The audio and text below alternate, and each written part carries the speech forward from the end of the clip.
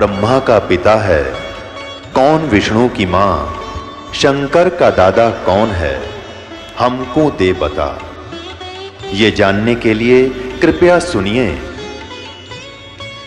जगत गुरु तत्वदर्शी संत रामपाल जी महाराज के अमृत वचन सर्व पवित्र धर्मों के पवित्र शास्त्रों के आधार पर।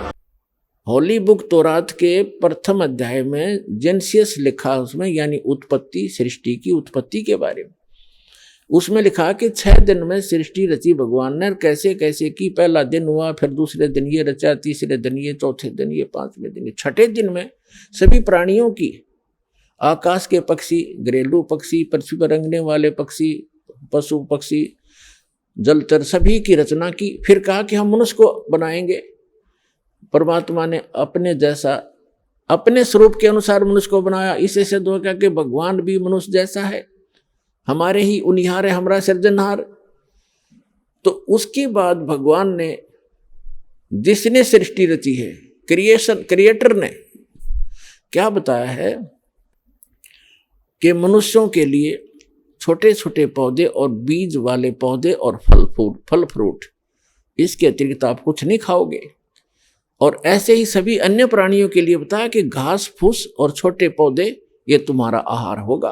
तो ये है उसके बाद वो तो 6 दिन में सृष्टि रच के क्रिएटर, सारी सृष्टि का मालिक अल्लाहू अकबर, वो तो तख्त पर जा विराजा, सिंहासन पर बैठ गया, जहां वो रहता है ऊपर के लोक में।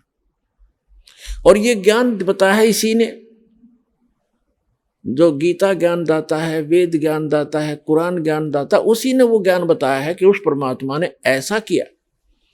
तो वो आदेश है उस कंप्लीट गॉड का, पूर्ण परमात्मा का, अल्लाहू अकबर का, कि कोई किसी ने मांस नहीं खाना, फल फ्रूट भरपूर, काजू किस्मत, सेब संतरे।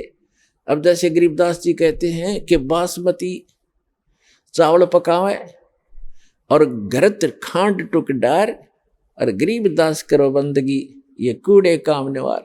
मांस क्यों खाते हो? मांस ऐसा कबाड़ खाते हो, उसके स्थान पर बासमती चावल पकाओ, देसी घी और बूरा डाल के खाओ, काजू किस्मत सेब संतरे खा लो, ऐसा डंगा खाने लगे। तो कहने का भाव ये है कि जो उस अल्लाहू अकबर का आदेश नहीं है मांस आदि खाने का।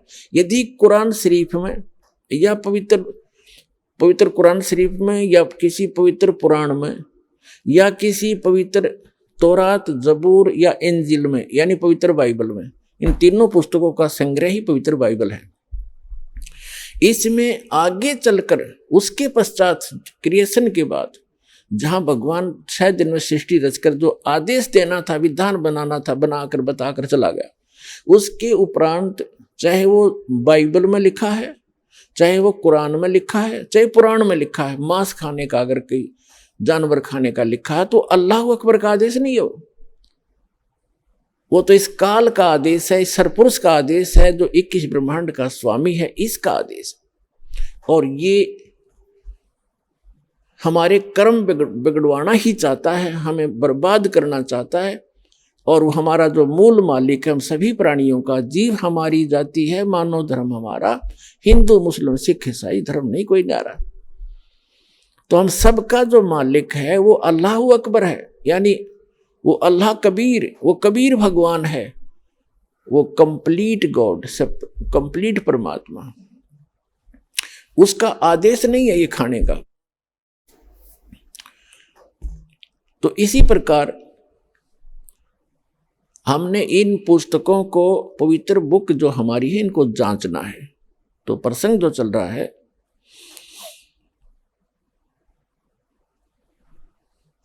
कि उस पूर्ण परमात्मा के आदेश का उल्लंघन करने मात्र से, यदि आगे हमने इस काल भगवान की, यानी सरपुरुष की, गीता ज्ञान दाता, कुरान शरीफ के ज्ञान दाता, बाइबल के ज्ञानदाता के आदेश का पालन करके यदि हमने आगे मांस खा लिया, या उसने कहीं किसी पुराण में, कुरान, बाइबल में मांस आहार का लिखा है, तो कंप्लीट गॉड का आदेश नहीं है, वो समर्थ का आदेश नहीं है। वो तो तौरात के अंदर, बाइबल के अंदर वो ओल्ड टेस्टामेंट में यानी पुराने नियम में क्लियर हो चुका है कि जिस परमात्मा ने 6 दिन में सृष्टि रची, 7वें दिन तख्त पर जा बैठा, वो अल्लाह अकबर है, वो अल्लाह बड़ा है। और उसने कहा है कि मनुष्यों के लिए केवल छोटे बीज वाले पौधे और फलदार वृक्ष से, नथिंग एल्स, जैसे गेहूं, चने, बाजरे, ज्वार, मक्का, ये खाओ, काजू, किस्मत, सेब, संतरे, चावल, ये दाल खाओ अपनी। उसके आगे किसी आदेश है तो इस काल भगवान का, सरपुरुष का है, जो 21 ब्रह्मांड का स्वामी है, जो हमें भ्रमित करके रखता है, हमारे कर्म बिगड़वाना ही उद्देश्य रखता है। इसके आदेश का पालन करने से हम उस पूर्ण परमात्मा के विधान को तोड़कर अपराधी बन जाते हैं और फिर हम दंडित होते हैं। जैसे एक SHO का मित्र था, कोई किसान यानी ग्रामीण, और उसको कोई उसका पड़ोसी साथी, साथ के मकान वाला व्यक्ति तंग करता था। उसने अपने मित्र दरोगा जी से कहा कि दरोगा जी, एक मेरा साथी पड़ोसी जो है मुझे बहुत तंग करता है, किसी प्रकार भी बाज नहीं आता है, मैं बहुत बच रहा हूं। SHO ने कहा कि उसका मार लठ, माप देख लूंगा, फोड़ दे सर उसका जाके। अब उसने अपने मित्र SHO का आदेश लेकर, आदेश का पालन करके अपने पड़ोसी के साथ झगड़ा ठान लिया और झगड़े में उसका लठ मार दिया कनपट्टी पे। लगते ही वो पड़ोसी उसका मर गया, मृत्यु को प्राप्त हो गया। अब उसको वही उसका मित्र अरेस्ट करके लाया, क्योंकि वो तो एक अधिकारी था, उसने बकवास कर दी मार लठ। और उस अधिकारी के आदेश का पालन करके उस व्यक्ति ने राजा का विधान तोड़ दिया। राजा का विधान है कि कोई किसी की हत्या करेगा उसको सजाए मौत होगी। जिस कारण से उस व्यक्ति ने, जिसने अधिकारी की आज्ञा का पालन करके और राजा के विधान को तोड़ के एक व्यक्ति की मृत्यु कर दी, उसको सजाए मौत हुई, उसको फांसी लगी। तो पुण्यात्मा, उस अल्लाह अकबर जो समर्थ परमात्मा है, वो उसका विधान असंख्य ब्रह्मांडों के ऊपर है, सभी ब्रह्मांडों के ऊपर, सभी इन देवों के ऊपर, सभी इन गॉड के ऊपर, भगवानों के ऊपर है, गॉड्स के ऊपर। ये इनकम्प्लीट गॉड्स जितने भी हैं भगवान है, इनके ऊपर उसका सबका विधान हर एक जैसा है। उसके विधान को यदि हम इस कुरान शरीफ के ज्ञानदाता, पुराणों के ज्ञानदाता, या गीता के ज्ञानदाता, या बाइबल के ज्ञानदाता के आदेश का पालन करके हम तोड़ देते हैं, तो हम दोषी होते हैं, हमें दंड मिलेगा ही मिलेगा। तो इसलिए हमने उस पूर्ण परमात्मा के विधान को समझना पड़ेगा। उस परमात्मा का पूर्ण कंप्लीट स्पिरिचुअल नॉलेज वो स्वयं बता कर गए हैं और इस दास के पास उपलब्ध है। उसके अनुसार चलोगे तो आपका पूर्ण मोक्ष निश्चित है। अब जो प्रसंग चल रहा है, परमात्मा ने कहा है कि जो नर गोसत खात है, सूक्ष्म वेद में बताया परमात्मा ने आके, जो नर गोसत खात हैं उनको प्रत्यक्ष राक्षस जान, या में संशय है नहीं, चाहे हिंदू खाओ चाहे मुसलमान।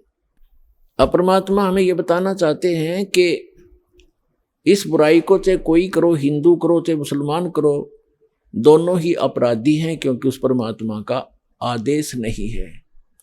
फिर बताया कि मांस खावे सो ढेड सब, और मद पीवे सो नीच। मद माने मदिरा, शराब पीते वो नीच, और कुल की दुर्मति पर हरे, राम कहे सो ऊंच।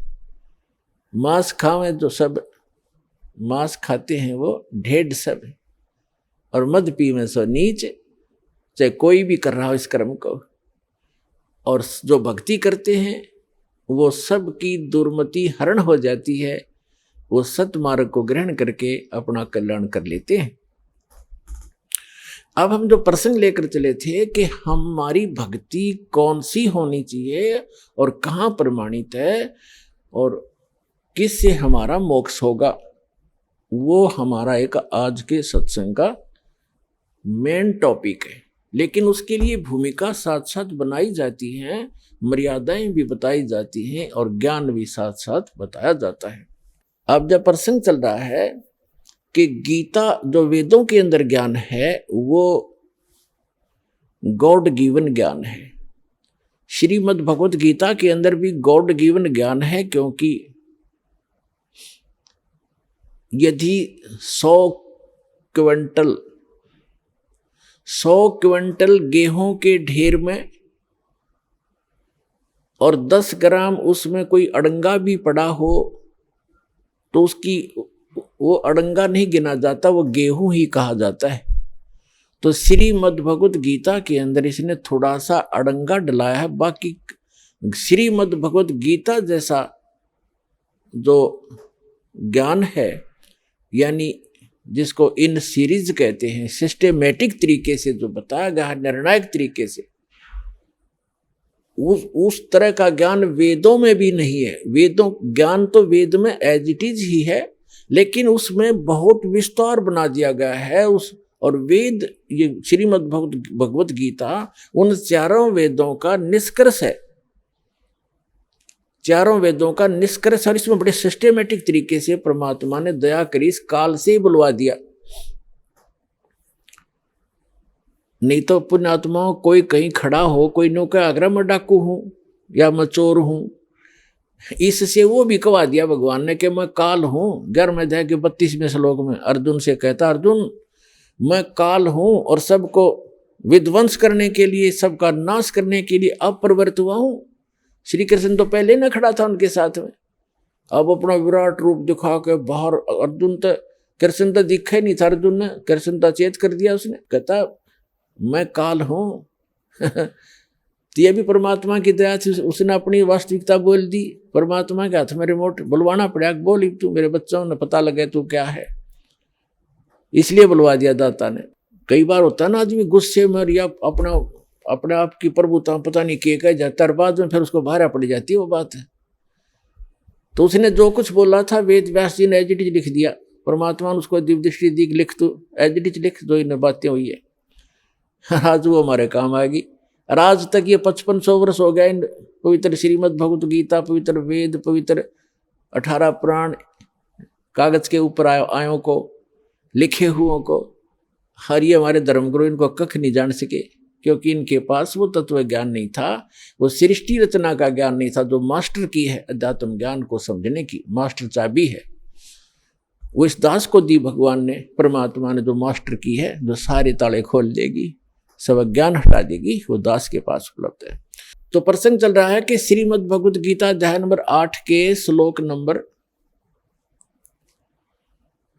1 में अर्जुन ने जो पूछा कि किम तत्ब्रह्म, जिसके विषय में आपने 7वें अध्याय के 29वें श्लोक में कहा है कि जो व्यक्ति जरा और मरण से, जरा माने वृद्ध अवस्था के कहर से और मृत्यु के इस जन्म मरण के इस दुख से बचने का प्रयत्न करते हैं, इसे मोक्ष छुटकारा पाने का प्रयत्न करते हैं, वे तत्ब्रह्म को जान चुके हैं और सारे अध्यात्म ज्ञान को और सभी कर्मों से परिचित हैं। तो अर्जुन ने पूछा कि फिर किम तत्ब्रह्म, वो तत्ब्रह्म क्या है? किम अध्यात्म किम कर्म पुरुषोत्तम। अब कृष्ण तो उनको, अर्जुन तो श्री कृष्ण जी को पुरुषोत्तम मान रहा था। वो तो कहता है 15वें अध्याय के 17वें श्लोक में कि पुरुषोत्तम तो कोई और ही है। तो यहां बताया है 8वें अध्याय के प्रथम मंत्र का उत्तर गीता ज्ञानदाता ने 8वें अध्याय के 3रे श्लोक में दिया है कि वो परम अक्षर ब्रह्म है। यानी गीता ज्ञानदाता से कोई और ब्रह्म है। ब्रह्म का अर्थ होता है मालिक, प्रभु, स्वामी, गॉड, भगवान। तो ये सरब्रह्म है, गीता ज्ञानदाता सरब्रह्म है। सरब्रह्म, छरब्रह्म के हम संत भाषा में छरब्रह्म, नासवान ब्रह्म, नासवान भगवान, नासवान स्वामी। और एक होता, इसको सरब्रह्म कहो चाहे सरपुरुष कहो, पुरुष माने भी प्रभु होता है। और ये 21 ब्रह्मांड का स्वामी है। गीता अध्याय नंबर 15 के श्लोक नंबर 1 से लेकर 4 में और 16 और 17 में, 15वें अध्याय के 16 और 17 में ये 3 कंप्लीट नॉलेज है। कितने प्रभु हैं मुख्य तौर पर, कितने स्वामी हैं मुख्य तौर पर। जैसे उल्टा लटका संसार रूपी वृक्ष है, उसके विषय में गीता में लिखा है कि नीचे 15वें अध्याय के प्रथम श्लोक में नीचे को ऊपर को जड़ वाला और नीचे को तीनों गुण रूपी शाखा वाला उल्टा लटका हुआ संसार रूपी वृक्ष है। और जो तत्वदर्शी संत की पहचान भी बता दी कि जो इसके सभी छंद, सभी विभागों को, सभी टुकड़ों को भिन्न भिन्न बता देगा। जैसे संधि छेद कहते हैं ना, ऐसे जो भिन्न भिन्न करके बता देगा। स वेदवित, वो तत्वदर्शी संत है, वह वेद के तात्पर्य को जानने वाला है। तो परमेश्वर ने स्वयं आकर भूमिका की थी तत्वदर्शी संत की। तुम साहेब, तुम संत हो, तुम सतगुरु, तुम हंस, और गरीबदास आपके रूप बिन, तेरे रूप बिन और न दूजा अंश। उन्होंने स्वयं आकर बताया था कि अक्षर पुरुष एक पेड़ है, निरंजन वा की डार, सरपुरुष वा की डार। अक्षर पुरुष एक पेड़ है, सरपुरुष वा की डार, और तीनों देवा शाखा हैं, ये पात रूप संसार। लेकिन मूल वो खुद थे, इसलिए ऑप्शन छोड़ गए इस दास के लिए कि मेरा दास आएगा, वो मेरी महिमा बताएगा। बार बार ये कहे मैं भगवान हूं, मैं ऐसा हूं, तो कोई नहीं सुने, पत्थर मारे लोग। तो वो मूल जो है, वो जड़ है, वो पूर्ण परमात्मा स्वयं कबीर साहब है, अल्लाहू अकबर है, जो तीनों लोगों में प्रवेश करके सबका धारण पोषण करता। तो गीता अध्याय नंबर 15 के श्लोक नंबर 1 से 4 का निष्कर्ष है कि ऊपर को जड़ और नीचे को तीनों गुण रूपी शाखा वाला उल्टा लटका हुआ संसार रूपी एक अविनाशी वृक्ष है। और जो व्यक्ति इसके सभी विभाग बता देगा वो तत्वदर्शी संत है। उसके पश्चात परमेश्वर के, जैसे अब प्रसंग हम इसमें 3 पुरुष बताना चाहते हैं, उसके पश्चात परमेश्वर के उस परम पद की खोज करनी चाहिए जहां जाने के बाद साधक फिर लौटकर कभी संसार में नहीं आता। और जिस परमात्मा ने सब ब्रह्मांडों की रचना की है, यानी संसार रूपी वृक्ष की प्रवृत्ति जिससे विस्तार को प्राप्त हुई है, अर्थात कहने का भाव है कि संसार रूपी वृक्ष को जिसने रचना की है उसकी भक्ति कर। गीता ज्ञानदाता कहता है मेरी भी ना कर, अगर तुझे मोक्ष चाहिए। फिर आगे बताता हूं, अब जो प्रसंग चल रहा है पहले उसको कंप्लीट करके फिर आगे चलेंगे। 15वें अध्याय के 16 और 17 में 3 पुरुष बताए, एक सरपुरुष, एक अक्षर पुरुष। ये दोनों और इनके अंतर्गत जितने प्राणी हैं ये सभी नाशवान हैं, लेकिन आत्मा किसी की नहीं मरती। 15वें अध्याय के 17वें श्लोक में श्रीमद् भगवद गीता में तुरंत कहा है कि उत्तम पुरुष है तू अन्य। इन दोनों से, सरपुरुष और अक्षर पुरुष से उत्तम पुरुष यानी पुरुषोत्तम सच्चा भगवान तो कोई और है।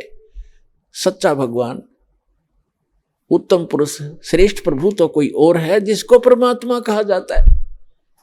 और वही तीनों लोकों में प्रवेश करके सबका धारण पोषण करता है। यानी संसार रूप जैसे वृक्ष को मूल से, जड़ से ही सारा आहार होता है, पोषण होता है, यही उसका क्लियर किया है कि जो तीनों लोकों में प्रवेश करके सबका धारण पोषण करता है, वो अवैश्वर है, वो अविनाशी, वास्तव में अविनाशी वो परमात्मा है।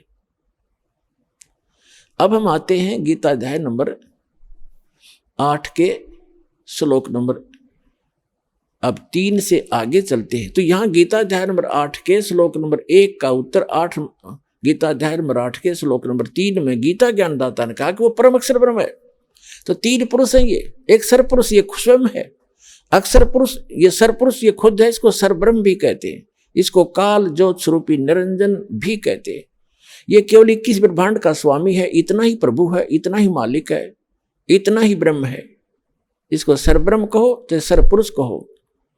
फिर दूसरे नंबर का अक्षर पुरुष है, अक्षर ब्रह्म कहो, अक्षर पुरुष कहो, उसको पर ब्रह्म कहो, यानी ब्रह्म से नेक्स्ट जो है वो 7 संघ ब्रह्मांड का स्वामी है। नील पद्म शंख, ये 7 संघ ब्रह्मांड का स्वामी है, इतना प्रभु है। ये भी नासवान है और सरपुरुष भी, ये तो सीधा ही नासवान है। उसके पश्चात गीता अध्याय नंबर 15 के श्लोक नंबर जो 17 में कहा कि उत्तम पुरुष है तू अन्य, वो परम अक्षर ब्रह्म है। तो गीता अध्याय नंबर 8 के श्लोक नंबर 3 में उस गीता अध्याय नंबर 15 के श्लोक नंबर 17 वाले उत्तम पुरुष है तू अन्य का यहां जिक्र है, वो परम अक्षर ब्रह्म है। तो 3 पुरुष हो गए, सरपुरुष, अक्षर पुरुष, परम अक्षर पुरुष। सरब्रह्म कहो, सरपुरुष कहो, अक्षर ब्रह्म कहो, अक्षर पुरुष कहो, पर ब्रह्म कहो, और परम अक्षर ब्रह्म कहो, परम अक्षर पुरुष कहो, या उसको सत्य पुरुष कहो, उसको कंप्लीट गॉड कहो, पूर्ण परमात्मा कहो, वो तीसरे नंबर का है। फिर जैसे ही कहा कि ऊपर को जड़ और नीचे को तीनों गुण रूपी शाखा है, परमात्मा ने क्या बताया है उस सूक्ष्म वेद में, अक्षर पुरुष एक पेड़ है और सरपुरुष वाकी डार, और तीनों देवा शाखा है भाई पात रूप संसार। ये तीनों देवा, तीनों गुण, रजगुण ब्रह्मा, सतगुण विष्णु, तमगुण शिव जी, ये शाखाएं हैं, और आप तो आगे पात रूप में हो। तो कहने का भाव ये है कि अब जो मूल है वो उस पूरे वृक्ष का पालन करता होता है, पोषक होता है। ऐसे ही गीता अध्याय 15 के श्लोक नंबर 17 में कहा कि उत्तम पुरुष तो अन्य, सरपुरुष और अक्षर पुरुष से भी जो श्रेष्ठ है वो भगवान तो कोई और है। उसका 8वें अध्याय के 3 श्लोक में बता दिया वो परम अक्षर ब्रह्म है। तो पुण्यात्माओं टीचर, और वही तीनों लोकों में प्रवेश करके सबका धारण पोषण करता, वो है अविनाशी भगवान। तो पुण्यात्माओं टीचर उसको कहते हैं कि इन सदग्रंथों को समझे, क्योंकि एक ही चैप्टर में सारा कुछ नहीं दिया जाता, फिर अध्याय बनाने की जरूरत क्या चीज की। चैप्टर इसीलिए बनाए जाते हैं कि उसका ज्ञान वहां भी फिर आगे भी सबको, फिर उन सब का जो मेल करके जो निष्कर्ष निकाल कर अपने श्रोताओं को देता है वो गुरु होता है। उसको गुरु ही कहना पर्याप्त है। लेकिन नकली गुरु हो गए, वो झूठा ज्ञान देते हैं तो सतगुरु कहना पड़ा। सतगुरु भी नकली आ गए तो सच्चा सतगुरु भी कहा। तो सच्चा सतगुरु वो होता है जो निष्कर्ष निकाल के दे। जैसे बाग के, वन के अंदर, जंगल में, फॉरेस्ट में ना जाने कितनी प्रकार की जड़ी बूटियां होती हैं और सब हरी भरी लहला रही होती है, लेकिन जो वैद्य होता है उसको जिस जड़ी की जहां भी वो है उसी से उठा लाएगा, और उसकी बीज चाहिए या पत्तों की आवश्यकता है उसके जड़ की, वो ला करके कूट छेद कर उनकी दवाई औषधि बना करके पुड़िया बना देता है। उसको वैद्य कहते हैं। अब कोई किसी भी जड़ी की 4 पत्ती तोड़ लाया और कूट कर चटनी बना कर दे दी और ले खा लो भाई, वो भी वैद्य लिखे बैठा है। तो ये नकली जो संत हैं ये तो हल्दी की गांठ से पंसारी बन गए, और एक आध कहीं से मंत्र को किसी का सिर किसी का पैर लेकर ये सतगुरु बन गए। ये सब नकली डुप्लीकेट काम है, इनके पास कख भी ज्ञान नहीं है। अब उसका कंप्लीट ज्ञान इस दास के पास उपलब्ध है। अब इन सदग्रंथों को समझना कोई बालकों का खेल नहीं है। जब तक हमारे पास सृष्टि रचना का ज्ञान नहीं होगा तब तक कोई भी इन सदग्रंथों को किसी प्रकार भी नहीं समझ सकता। यही कारण रहा कि आज तक ना वेद समझ में आए, ना गीता का ज्ञान हुआ, और पुराणों का तो ज्ञान होना ही कहाँ था, क्योंकि वो तो बगैर सिर पैर का ज्ञान है। बगैर सिर पैर का तात्पर्य ये है कि उसमें जैसे श्री ब्रह्मा जी ने ज्ञान दिया, उस ब्रह्मा जी से ज्ञान प्राप्त हुआ दक्ष आदि ऋषियों को, जो उनके वंशज थे, उसके पुत्र थे। उन दक्ष आदि ऋषियों ने आगे अन्य ब्राह्मणों को, अपने वंशजों को ज्ञान बताया। तो ऐसे चलते चलते ब्रह्मा जी ने जो ज्ञान दिया था उसी में कुछ अपनी अटकल अड़ा के लगा के ये 18 भाग बना दिए पुराण के। और ब्रह्मा जी को आप ही नहीं पता मैं कहां से उत्पन्न हो गया। श्री मद देवी भागवत यानी देवी पुराण में 3 स्कंद में इस ब्रह्मांड की उत्पत्ति का जिक्र है, विवरण है। तो ब्रह्मा जी स्वयं बताते हैं अपने पुत्र नारद जी को कि बेटा नारद, जब मैं उत्पन्न हुआ तो मैं अपने आप को कमल के फूल पर पाया। मुझे नहीं मालूम मेरा कौन जनक है, किसने मुझे यहाँ बैठा दिया, किसने मुझे उत्पन्न किया। तो ऐसा महापुरुष जिसने अपनी ही उत्पत्ति का पता नहीं तो बाकी ज्ञान उसके द्वारा दिया गया कंप्लीट स्पिरिचुअल नॉलेज नहीं हो सकता। तो पुराणों का ज्ञान इसलिए बगैर सिर पैर का है। और जो ब्रह्मा जी ने अपने सचेत होने के उपरांत उसके बाद का जो ज्ञान दिया है वो उस ब्रह्मा जी के सतर का है, वो कंप्लीट स्पिरिचुअल नॉलेज नहीं है, वो ब्रह्मा जी का अनुभव है। जैसा उसने अनुभव किया या किसी से सुना, जैसा भी उसने वेदों को समझा, वही ज्ञान आगे कर दिया। श्रीमद् देवी भागवत में, देवी पुराण में देवी जी से वो स्वयं कहता अपनी माता से कि माता आप कहते हो भगवान निराकार है, वो दिखेगा नहीं, और आप खुद ये कहती हो कि मैं ही सर्वेस्वा हूं, लेकिन वेद कुछ और बता रहे हैं कि वो नर आकार है, वो मनुष्य सदृश है, वो कहीं बैठा है। तो अपने जो हम अनुभव किया हमने, उसमें भी वो दिखाई नहीं देता, हमें प्रकाश प्रकाश दिखता है। तो हमारे अनुभव में और वास्तविक वेद ज्ञान के अंदर बहुत विरोधाभास है, ऐसा क्यों है?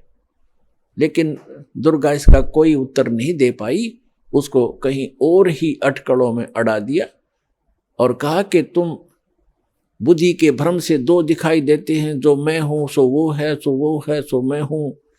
लेकिन फिर भी लास्ट में ये कह जाती है कि जब तुम्हारे ऊपर कोई आपत्ति आवे पुत्रों, तीनों जनों पर, ब्रह्मा जी, विष्णु जी, शिव जी पे, तो उस समय आप हम दोनों को याद कर लेना, मुझे और उस ब्रह्म को, फिर मैं तुम्हारे सामने आ जाऊंगी, तुम्हारे सब संकट दूर कर दूंगी। अब कहने का भाव यह है पुण्यात्माओं, पुराण जो है ये कंप्लीट स्पिरिचुअल नॉलेज नहीं है। हाँ, जो ब्रह्मा जी ने अपने होश में आने के बाद जो ज्ञान दिया है वो उसके सतर का सही है। अब जैसे पुराणों को गपोड़ कोई कहता है तो वो मूर्ख आदमी है, क्योंकि अध्यात्म मार्ग के अंदर कोई भी इम्पॉसिबल कर्म कार्य जॉब नहीं होता। कोई किसी प्रकार का भी कुछ भी लिखा हुआ है वो सब संभव होता है। जैसे एक छोटा सा जादूगर हमने देखा, एक छोटा सा, जैसे ये कंचा होता है, बच्चे खेलते हैं, छोटे छोटे गोली सी कांच के अंटे, इनको ऐसे मुख में डालता है और थोड़ी सी देर में इतना मोटा पत्थर, कति पत्थर ने चीकना और कर नो निकाल देता है। बताओ, अब कोई नो का ऐसा नहीं मानता, मैं तो मुझे करके दिखाओ। हमने तो करके नहीं, हमने नहीं करना आता, लेकिन हमने करते देखे, हम सच्ची बताएं। तो इसने कोई नो का झूठ है तो उसकी बुद्धि उसी के सतर की है, मैं नहीं मानता। अब जो कह रहा है उसने कोई बालक है, कोई स्वार्थवश थोड़ा ही कह रहा है। ब्रह्मा जी कोई बालक नहीं था, उसने जो भी लीलाएं देखी अपने होश में आने के बाद वो पुराण में लिख दी, और वो सारी जो भी हुई है वो सच्ची है। सच्ची का मतलब है कि वो ऐसी घटना घटी है। सच्ची का अर्थ ये नहीं है कि वो सही ज्ञान है, वो ऐसी घटना वहां घटी ही है, हुई है। अब हम प्रसंग पर आते हैं कि हमारे को ऐसा शरीर मिला है, आप सभी को, इसमें कार्य करते करते अपना निर्वाह भी करना पड़ेगा आपने, और निर्वाह करते करते भगवान की भूल नहीं पड़नी चाहिए। इसमें सूक्ष्म वेद में भी और सभी इन पुस्तकों में से भी जो हॉली बुक्स हैं, जहाँ तक गॉड गिवन स्पिरिचुअल नॉलेज है, उनमें सभी में एक जैसा ही प्रावधान बताया है। जैसे अब गीता ज्ञान दाता 8वें अध्याय के, अब ये 3 पुरुष स्पष्ट हो गए, 3 पुरुष, एक सरपुरुष, एक अक्षर पुरुष, एक परम अक्षर पुरुष। दूसरे शब्दों में एक सरब्रह्म, एक अक्षर ब्रह्म, एक परम अक्षर ब्रह्म। और तीसरे शब्दों में यह समझ लो कि ब्रह्म, सरपुरुष को केवल ब्रह्म भी कहते हैं, और परब्रह्म यानी से नेक्स्ट भगवान, और एक परम अक्षर ब्रह्म यानी परम अक्षर, परम अविनाशी ब्रह्म यानी परमात्मा। अब यहां ये ब्रह्म ही कैसे वेल नोन हो गया, क्यों सुप्रसिद्ध हो गया? ब्रह्म सभी कहते हैं ब्रह्म भगवान है, ब्रह्म ही सब कुछ है, ऐसा क्यों हो गया?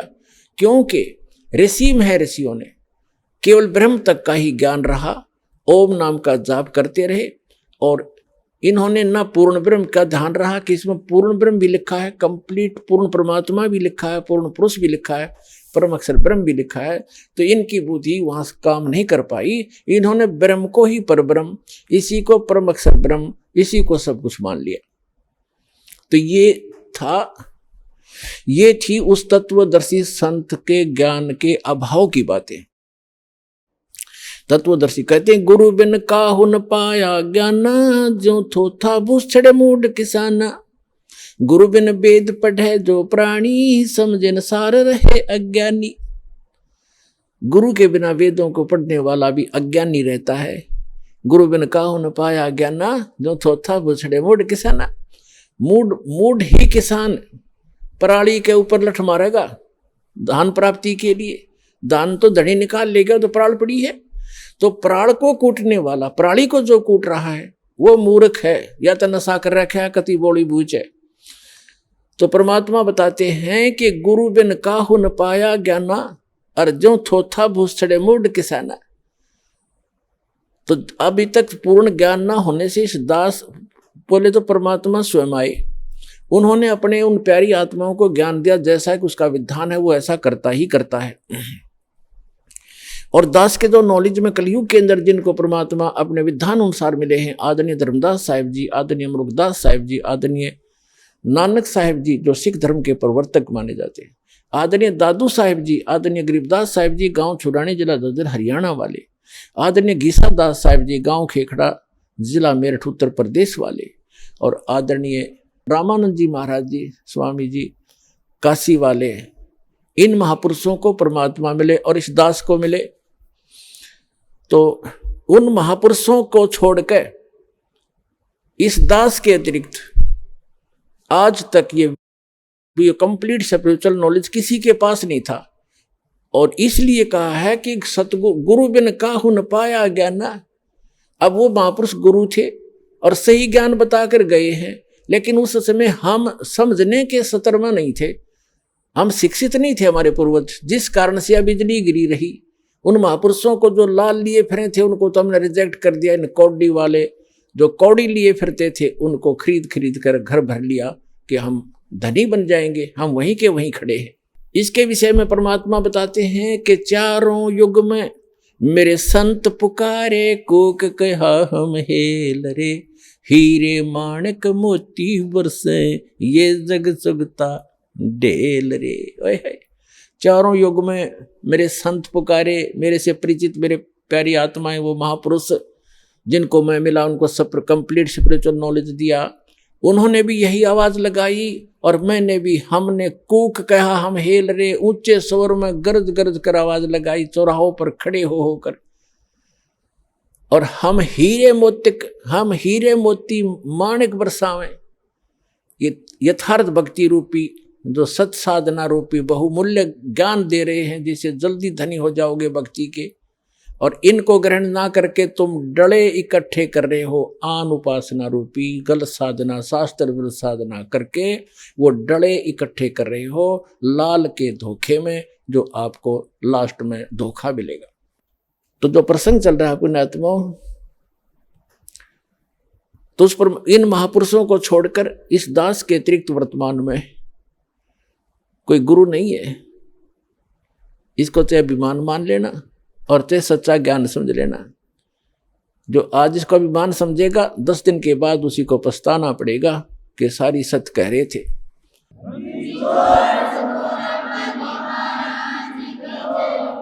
तो कहते हैं गुरु बिन काहु न पाया ज्ञाना, जो थोथा भूसड़े मूड किसाना। और गुरु बिन वेद पढ़े जो प्राणी, और समझे न सार रहे अज्ञानी। इन्होंने वेद पढ़े, ब्रह्म को ही कंप्लीट गॉड मान लिया, ओम नाम के जाप को फाइनल मंत्र मान लिया, और पूर्ण ब्रह्म भी वही मान लिया। ओम नाम लेकर उसी को रटन लग गए। अब देखो श्रीमद् भगवत गीता अध्याय नंबर 15 के श्लोक नंबर 16 और 17 में 3 पुरुष प्रमाणित हो गए। और श्रीमद् भगवत गीता अध्याय नंबर 15 के श्लोक नंबर 1 से 4 में उल्टा लटका हुआ संसार रूपी वृक्ष है, जिसके ऊपर को जड़ है, नीचे को 3 गुण रूपी शाखा है, तो ऊपर को जो मूल है वो तो परम अक्षर ब्रह्म है, और जो तना है उस वृक्ष का वो समझो अक्षर पुरुष है, अक्षर ब्रह्म कहो, अक्षर पुरुष कहो। फिर उससे एक मोटी डार निकलती है तने से, वो सर पुरुष है, उसे ज्योत स्वरूपी निरंजन कहो, सर पुरुष कहो, सर ब्रह्म कहो या ब्रह्म कहो। और आगे फिर तीनों देवा शाखा हैं, रजगुण ब्रह्मा, सतगुण विष्णु, तमगुण शिव जी शाखा है, और पात रूप संसार। तो ये तीन जो ब्रह्मा विष्णु महेश हैं ये तो शाखा है उस डार की, ये इस सरब्रह्म के पुत्र हैं।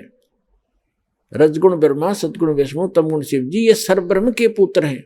और श्री ब्रह्मा विष्णु महेश जी की दुर्गा जो इनकी माता है, जो सरपुरुष की पत्नी है। और अब ये जो यहाँ प्रभु हैं, जैसे हम श्री विष्णु जी को सतोगुण भगवान भी मानते थे और कंप्लीट गॉड कहा करते थे, सत्यनारायण भी कहते थे। सत्यनारायण माने अविनाशी भगवान।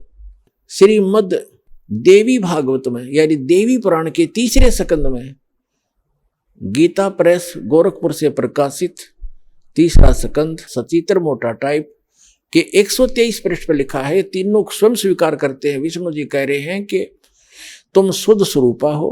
अपनी माता विष्णु जी अपनी माता दुर्गा की स्तुति कर रहा है, करते हुए कह रहे हैं कि तुम शुद्ध स्वरूपा हो, ये सारा संसार तुम्हीं से उद्भासित हो रहा है। मैं यानी विष्णु, ब्रह्मा जी और शंकर, ये आपकी कृपा से ही हम उपस्थित है, विद्यमान है। और हमारा तो आविर्भाव माने जन्म और तिरोभाव में मृत्यु होता है। हमारा तो जन्म और मृत्यु होता है, हम अविनाशी नहीं है। तो ये परमात्मा की कृपा से पुण्यात्माओं, ये स्पिरिचुअल नॉलेज जो है अब निखर रहा है, अब ये निर्णायक मोड पर आ चुका है। तो ये तो तीन जो भगवान हैं, तीन प्रभु हैं, स्वामी कहो, भगवान कहो, इनको प्रभु कहो। जो जितना जिस क्षेत्र का स्वामी है उतना ही होता है। जैसे एक तहसीलदार भी स्वामी है, प्रभु है अपने क्षेत्र का, अपने जितना उसका कार्यकलाप है, उस अपने जॉब का जितना उसका क्षेत्र है वहां का इतना साहब वो है। और फिर जो एसडीएम भी अपने सत्र का जो उसका कार्य क्षेत्र है, उस सत्र का उतना ही साहब है, उतना ही स्वामी है। और डिप्टी कमिश्नर, डीसी जिसको कहते हैं, अन्य राज्यों में उसको कलेक्टर कहते हैं, डिप्टी कलेक्टर कहते हैं। तो जो डिप्टी कलेक्टर है वहाँ का वही समझो, वो भी साहब है। और कलेक्टर यानी कमिश्नर वो भी साहब है। वो उसका जितना क्षेत्र है एक डिस्ट्रिक्ट के अंदर, वो डिस्ट्रिक्ट के अंदर ही वो एक साहब है। फिर एक मंत्री साहब है, कमिश्नर साहब है, फिर एक मंत्री साहब है। वो अपने विभाग का ही मालिक है, भले ही पूरे राज्य में है लेकिन उसका एक विभाग है, उतना ही मालिक है। वो अन्य विभाग में इंटरफेरेंस नहीं कर सकता, ना उसकी कोई चलेगी ना साइन चलेगी उनके कागजातों पर। तो इसी प्रकार फिर मुख्यमंत्री है, वो केवल एक स्टेट प्रांत का ही मालिक है, स्वामी है, साहब है। और फिर एक प्रधानमंत्री है, वो एक टुकड़े का, एक क्षेत्र का, यानी उस जिसकी ये डिवीजन बताई है उन सब का एक साहब है प्रधानमंत्री। तो पूरे राष्ट्र का एक कुल मालिक है वो राष्ट्रपति और प्रधानमंत्री। राष्ट्रपति तो कुल मालिक है, प्रधानमंत्री भी एक ही होता है, वो भी उस राष्ट्रपति का ही प्रतिनिधि होता है। और आगे प्रधानमंत्री के ये सभी मुख्यमंत्री या अन्य जितने भी मशीनरी है सरकारी, ये सब उसके अधीन होती है, उसके होते हैं। ये अपने सत्र में भी साहब हैं, अपने सत्र में भी मालिक हैं, और ये कुल एक मालिक के भी हैं, उस सब के अधीन हैं, ऐसे समझना। तो कुल का जो मालिक है वो परम अक्षर ब्रह्म है, वो अल्लाह अकबर है, वो गॉड कबीर है, अल्लाह कबीर है, वो परम अक्षर ब्रह्म है। और वही काशी में आया था, 120 वर्ष रहे, सतलोक से चलकर आए थे।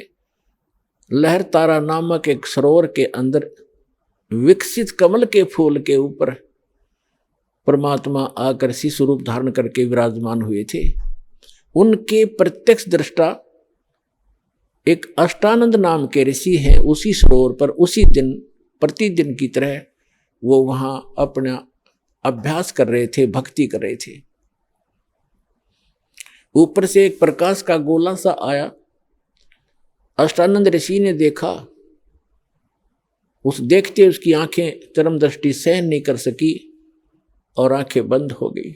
इतना तेज प्रकाश ऊपर से आ रहा था, स्पीड से, बिजली जैसी गति से। वेद भी बताते हैं कि आप विद्युत जैसी गति से गतिशील हो करके अपने मुख्य स्थान से हमारे यहां आते हो। आंखें उसकी बंद होगी अष्टानंद जी की, उस तेज प्रकाश को देखकर सहन नहीं कर सके। आंखें बंद हुई तो क्या देखा, जैसे हम सूर्य की तरफ देख लेते हैं गलती से, तो हम हमारी चरम दृष्टि उसको सहन नहीं करती, तुरंत बंद करते हैं या दूसरी साइड में नीचे करते हैं, तो हम क्या देखते हैं कि प्रकाश रहित आकार सूर्य का हमारे सामने होता है।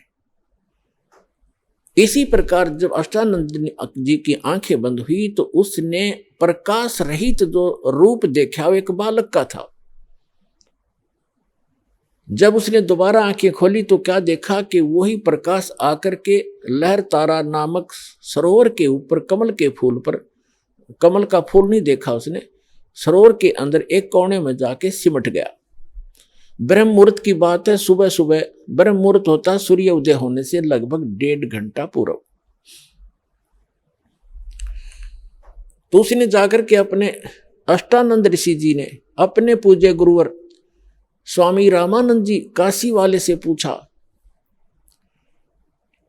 कि ऐसे ऐसे मैंने एक प्रकाश आता देखा, मेरी आंखें सहन नहीं कर सकी गुरुदेव, और जो ही मेरी आंखें बंद हुई तो मुझे एक बालक रूप दिखाई दिया, नवजात शिशु जैसा, और दोबारा आंखें खोली तो प्रकाश एक सरोवर में समा गया। अब जैसा स्वामी रामानंद जी को अध्यात्म ज्ञान था, उस आधार से उसको पता था कि जितने भी हमारे भगवान आते वो किन को भगवान मानते थे, इन अवतारों को, श्री राम, श्री कृष्ण, श्री परशुराम और आदि को।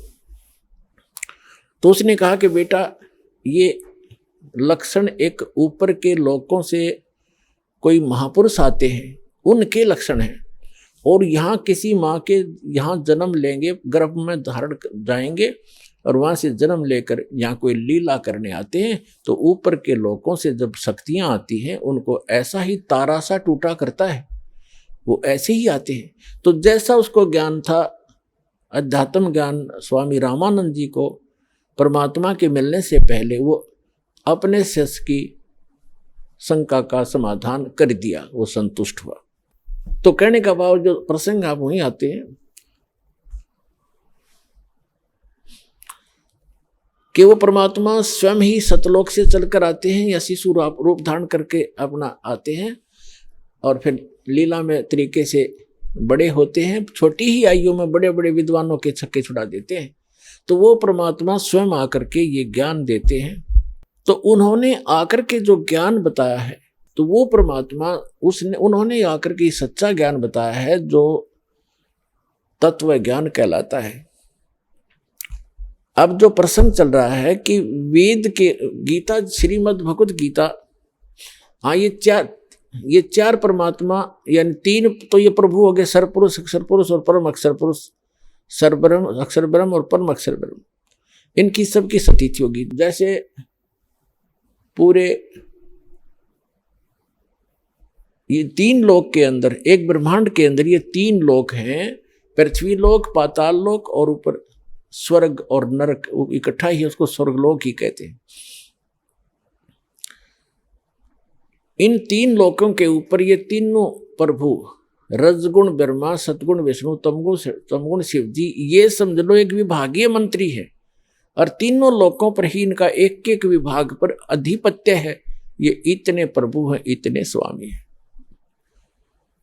और जो इनका पिता है, जो सरब्रह्म है, ये ऐसे ऐसे 21 ब्रह्मांडों का स्वामी है। एक ब्रह्मांड के अंदर ये स्वयं मुख्यमंत्री का रोल करता है, ये समझ लो।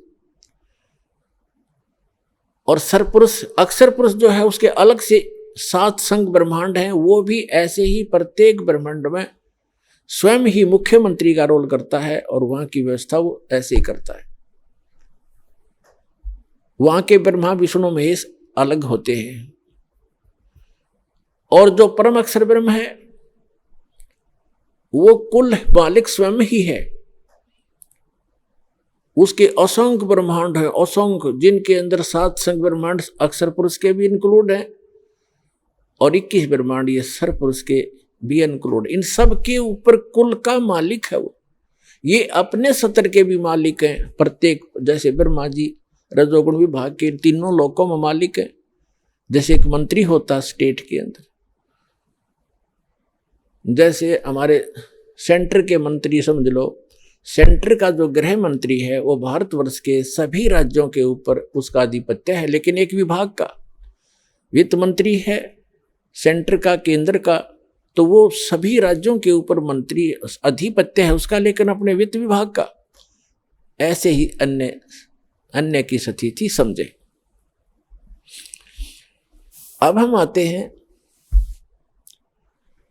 कि जो इन ब्रह्मा जी की पूजा कोई करते ही नहीं, ये तो इन रिजेक्ट करवा रखा हमारे धर्म गुरुओं ने। लेकिन ये भी हमारी गलती रही है, क्योंकि जैसे गृह मंत्री है अपने यहाँ का, जैसे स्टेट का, तो गृह मंत्री के जो बेनिफिशियल काम है, जो लाभ देने वाले कार्य हैं, वो जनता को गृह मंत्री से अधिक मिलते हैं। इसलिए गृह एक सैर सपाटा मंत्री हो, जैसे ये पर्यटक मंत्री कहते हैं, पर्यटक मंत्री पार्क में घूमे जाओ, उसका कोई विशेष लेन देन है नहीं।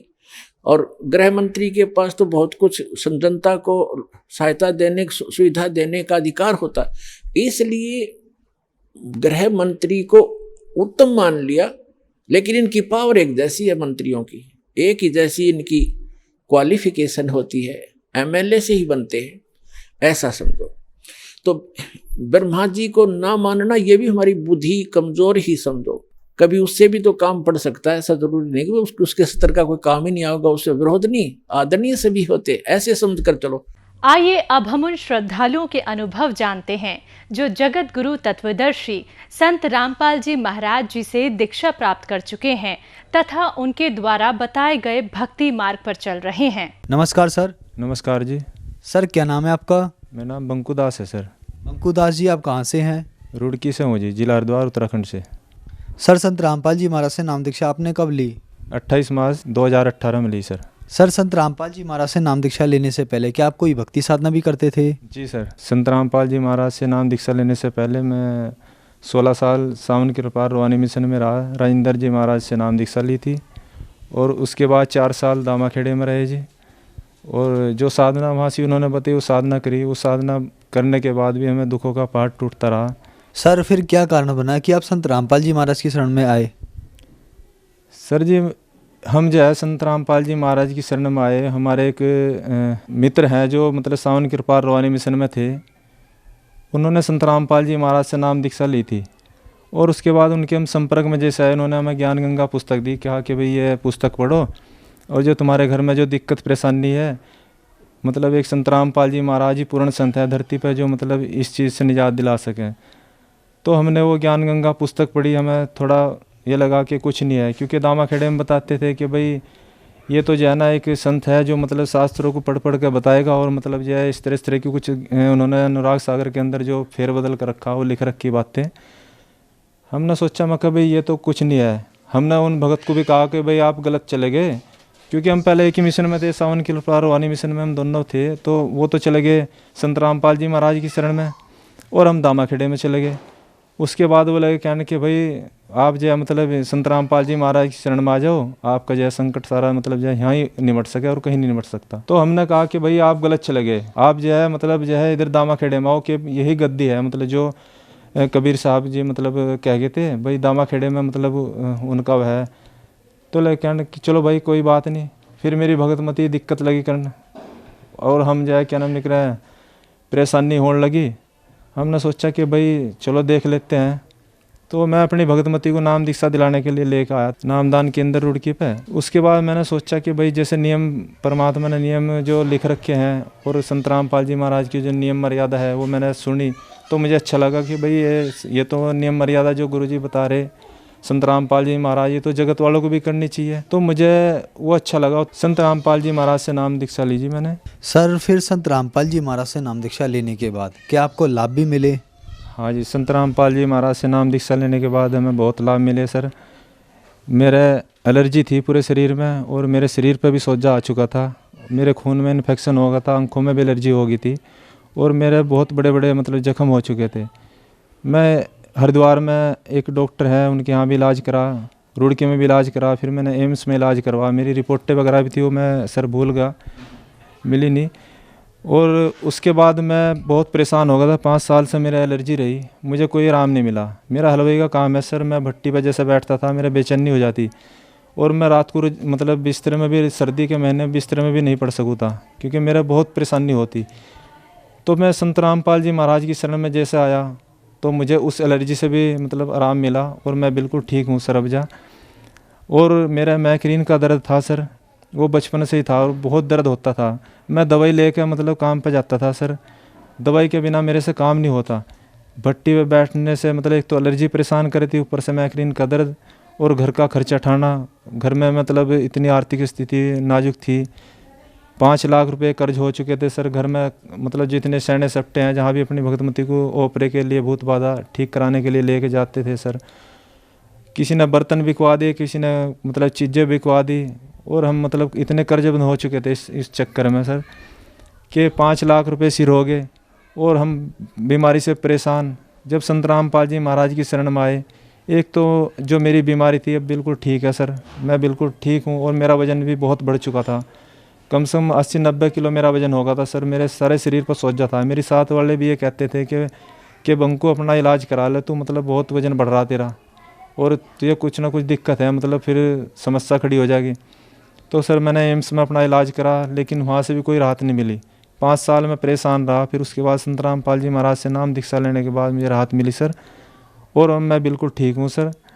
संत रामपाल जी महाराज से नाम दीक्षा लेने के बाद मुझे अब कोई परेशानी नहीं है सर। और एक मेरा बेटा है, स्कूल में बच्चा गया हुआ था तो वहाँ से फ़ोन आया कि भाई आपके बच्चे को मतलब कोई दिक्कत हो रही। तो जैसे हम घर बच्चे को लाए तो हमने देखा कि जैसे बाथरूम में गया तो बाथरूम में जैसे ही गया वो पेशाब करने के लिए तो बाथरूम के रास्ते खून के कतरे कतरे आ रहे थे सर। और इतनी परेशानी हम संत रामपाल जी महाराज से नाम दीक्षा ले ली थी हमने उस टाइम, शुरू में ही ये बात है क्योंकि हम इतना वो नहीं थे हमें ज्ञान। तो हमने सोचा कि भाई चलो ये तो भाई जैसा है मतलब काटना पड़ेगा, दिखा लेते हैं डॉक्टर को। तो जब मैंने डॉक्टर साहब को दिखा, डॉक्टर साहब ने टेस्ट लिखे, हमने टेस्ट कराए डॉक्टर साहब के कहने पर, हेमंत डॉक्टर के यहाँ।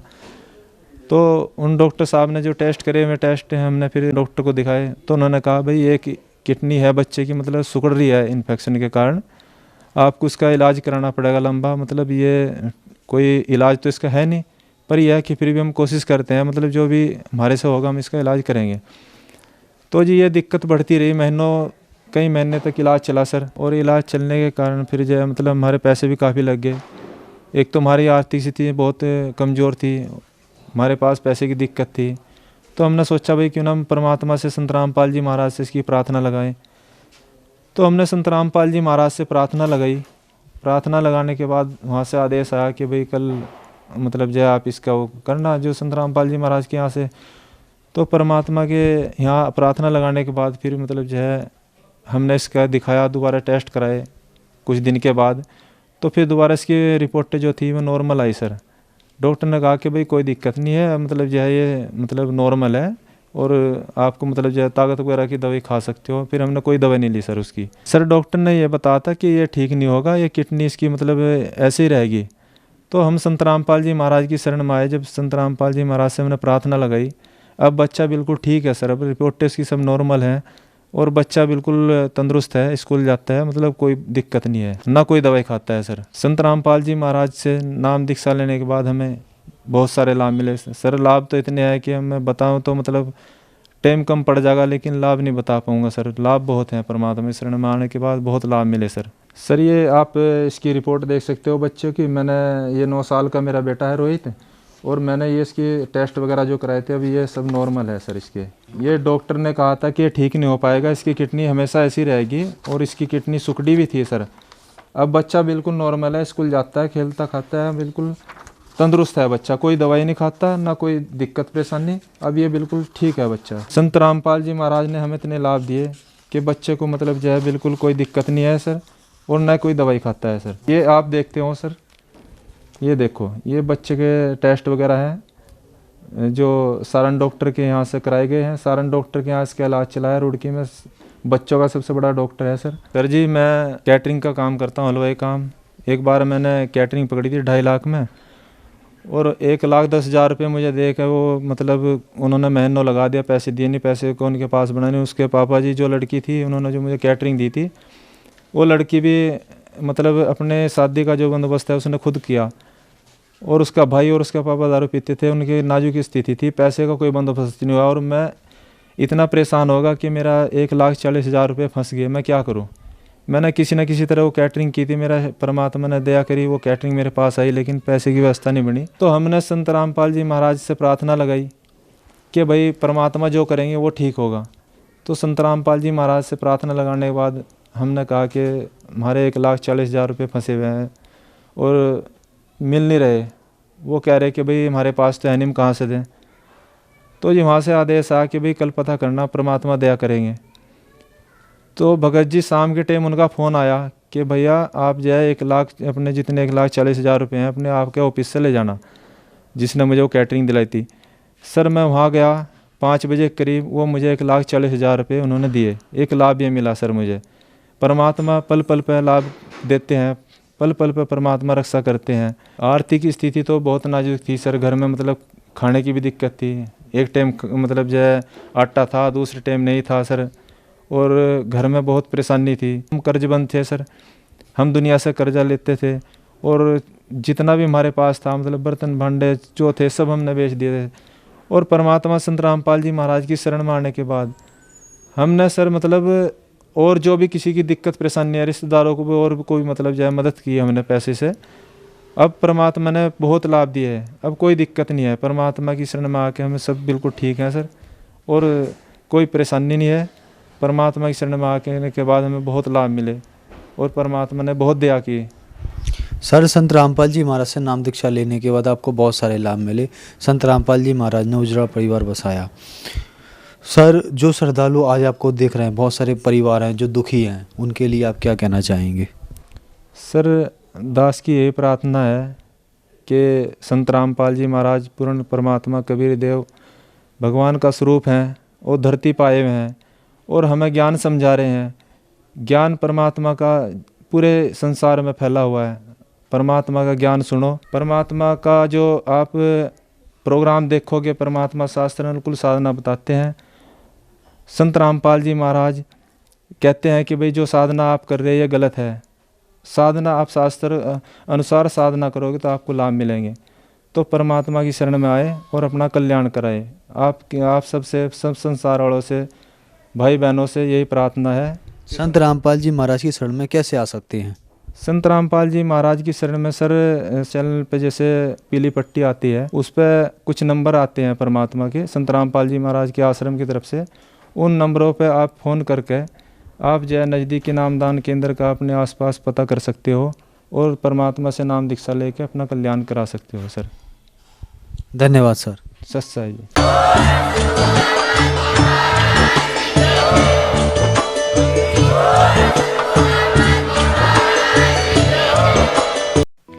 आप सुन रहे थे जगत गुरु तत्वदर्शी संत रामपाल जी महाराज के मंगल प्रवचन। अधिक जानकारी के लिए संपर्क करें।